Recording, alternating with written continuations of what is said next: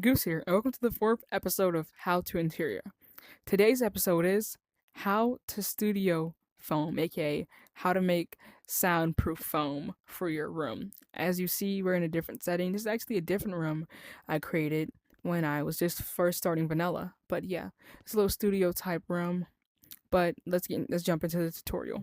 For today's tutorial, our base will be black carpet and our recoloring, well, to recolor some of the foam we make, is going to be red, also carpet, but you could pick any color.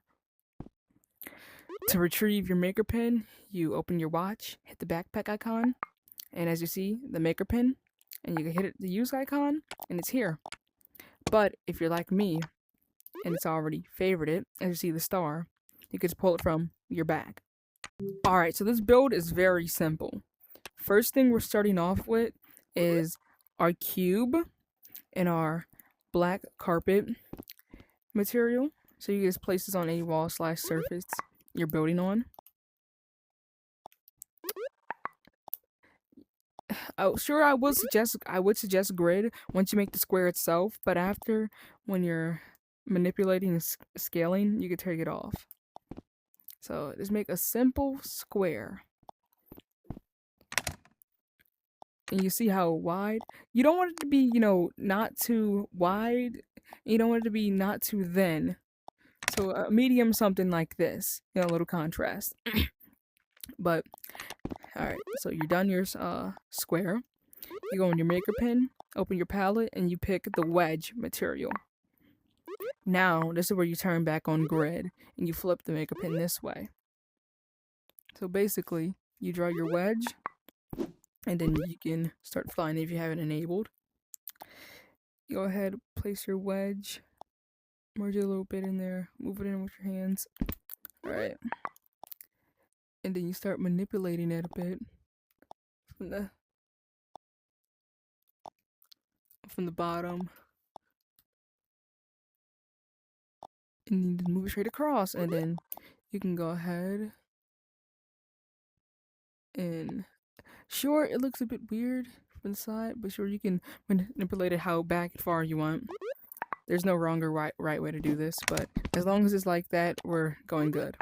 So then now you want to take this and just go ahead and copy this over. And if you don't feel like just doing that hundreds of times, go ahead and just select it. Keep on selecting. Oh, keep on selecting. I did not select that. Pesky glitch. Alright. Oh, it looks like I selected a bit too much. Okay, that's alright. And did you notice that that happens, but this is why we have manipulation for a reason. Sure, there it goes, and you have made your studio soundproof pad. But I'm gonna make a few more to show you how you can also style this around a room, like a studio type room. So go ahead, you scale this down and rotate it a bit. So it's like this. And now you can just copy it. It doesn't have to be in any other, it doesn't have to be in any pattern.